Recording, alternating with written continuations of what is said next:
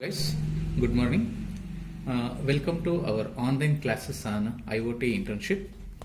In this class, let us study how an Arduino board looks like and how to program the Arduino board.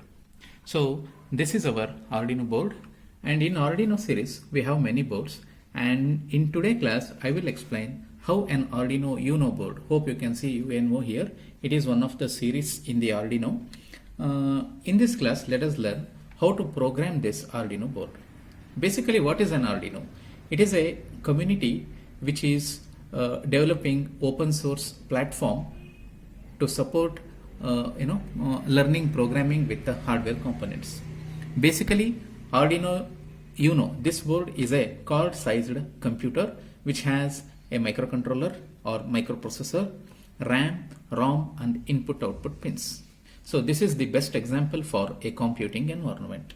So this is our Arduino UNO board. Hope you can see numbers like 13, 12, 11, 10. These are all the digital input output pins. Technically we call them as GPIOs. Similarly, it has analog pins. Hope you can see A0, A1, A2. So these are the analog pins, and digital pins. It has both analog and digital pins. To program this board, you need to install an IDE called Arduino IDE. So I have already installed. So this is our Arduino IDE. So using this IDE, we can program this board and we can see the output. Let me show how to run a program in Arduino IDE. So you need to download Arduino IDE from its official website Arduino, and having successfully installed, you get a shortcut like this. Or else you can search from your programs list, Arduino, like this. Once you launch this, it has facilities like editor, debugger, linker. All these things are available in this IDE. So I will write one simple program and show you how to execute programs using Arduino board. So here we need to write two functions, that is void setup, this is mandatory, followed by void loop. Hope you remember what are functions, purpose of functions, all those things. We had discussed all these things in our C class. So function is a place where we arrange our instructions, and hence we can call a function as a subprogram. Fine. Okay. In C, we used to write main. Here, we do not write main. We must write setup and loop. The purpose of setup function is to initialization. Initialization means, see, in our board, we have many input output pins. Which pin you are going to use as an input, which pin you are going to use as an output, such things you need to mention in the setup function. So remember, setup function is meant for initialization. You can decide the mode of pins here, and it gets called only once. Loop function, as its name says, loop function gets executed repeatedly. So the tasks which are to be done repeatedly should be written in loop function. So in this example, among the many pins of this Arduino board, I will use pin number 8 as the output pin. That's why, how to do that? Here we have a predefined function called pin mode. Using this function, you can mention which pin is output pin. The first parameter is pin number, that is 8, and mode is output. So what does it mean? In my program, I am going to use pin number 8 as the output pin. Fine. So here, let us do one output operation on pin number 8. In C, for output operation, we used to use printf to display the statements.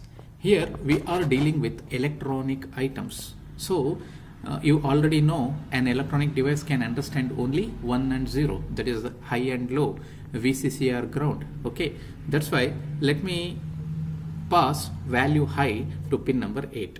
How to do that? Digital write is a predefined function with which we can send output to pin number 8, and I will pass high. What does it mean? I am sending value high to pin number 8. Here high means 5 voltage or 3.3 voltage. or value which is not 0, that is called as high. Okay, digital write 8 high, and I will keep this high state for 100 milliseconds. For that purpose, I have used the function delay. What does it mean? It keeps high state for 100 milliseconds, and then I will change the value to low and let this state be for 100 milliseconds. So what it does, what is the aim of this program? At pin number 8, it continuously supplies high and low values with 100 milliseconds delay. So you can expect a square wave with high and low states with 100 milliseconds. So how to check the output? Here we need additional components like LEDs or buzzer so that you can see the output properly. Okay, so after writing this program, you need to plug in the Arduino board to USB port as we used to put our pen drive. Similarly, we can, so hope you can see the flashing of LEDs in the board. Okay, after plugging device to your laptop, select the menu item tools. Make sure you are able to see port, and you should be able to see some COM port number. In my PCA, I can see COM6. So if you are able to see this port number, then the conclusion is installation is successful. If you are unable to see this, the conclusion is something went wrong while installing the IDE. So first thing is make sure port is visible. Okay, COM6. After that, you need to choose your board by selecting this board menu. By default, it is showing Arduino Uno. Because we are dealing with this board Arduino Uno, that's why you need to select Arduino Uno. Okay, so you need to remember these two things. Okay, here we have option called verify.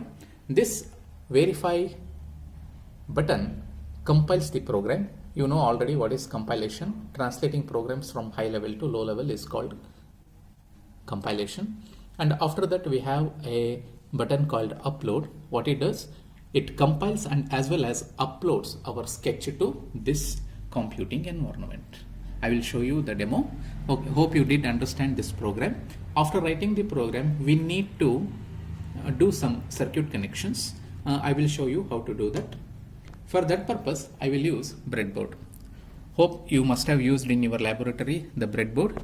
It is a device meant for connecting various components with the help of jumpers. Okay, this breadboard. And after, so hope you know what is a jumper wire.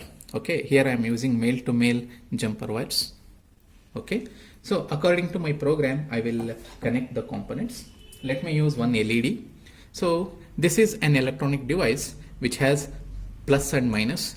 This long leg is positive and the short one is negative. Okay, I will connect this to my breadboard.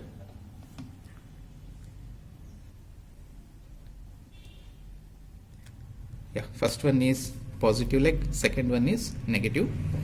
So according to my program, pin number 8 must be connected to positive leg.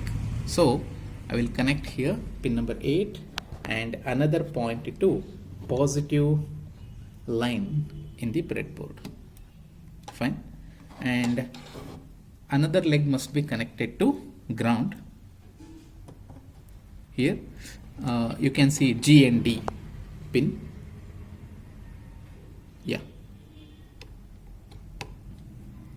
Okay, so soon after connection it is started to flash because it is executing my previous program. Okay, after doing this, okay, so select here and press upload button. What it does, see here, it is compiling the program. Hope you can see compiling the sketch. After compilation, it is showing uploading, and now we can see done uploading. Once you get the done uploading, what does it mean?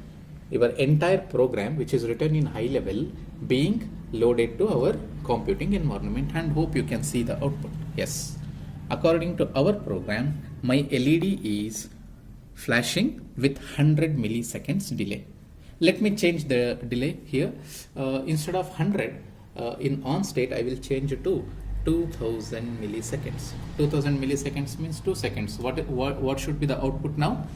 LED should be in the high position for 2 seconds and in the off position for 100 milliseconds. Let us see how it looks like. Let me upload the code. Whenever you make a change, you need to upload the program. Okay. Now check the output. Yeah. The on state is high and off state is low. Yeah. It remains on for 2 seconds and off for 1 second. 100 milliseconds. Yes. And similarly, instead of LED, even we can use buzzers. So I will show you how buzzer works. Let me replace this LED with buzzer. The same positive negative terminal you should pay attention to. Yeah.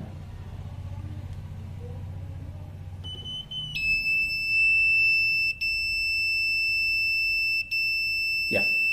For 2 seconds it will be high and for 100 milliseconds it is low. Let me change the program and show you. I will keep both 100 milliseconds. Let me upload the code. Now the sound should change. Yeah. Yes, this is how it works. Hope you did understand this basic concepts of Arduino board. In the next class, I will show you how to use sensors and how to read the data. Thank you very much for watching this video. Have a nice day.